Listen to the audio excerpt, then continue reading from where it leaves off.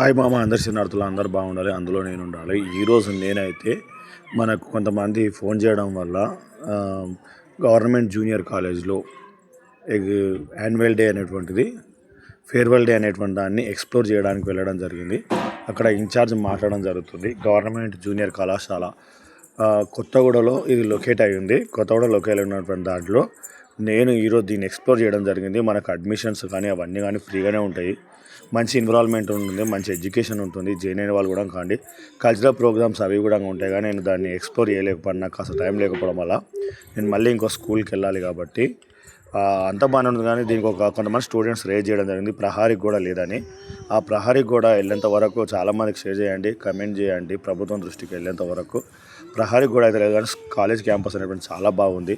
ప్రభుత్వ కళాశాల అనేటువంటి రాజశేఖర రెడ్డి హయాంలో ప్రారంభం అయ్యింది. దీన్ని ఇంకా బాగా సక్సెస్ఫుల్గా కావాలంటే మన అందరం దానికి సపోర్ట్ చేయాలి. Thank you everyone.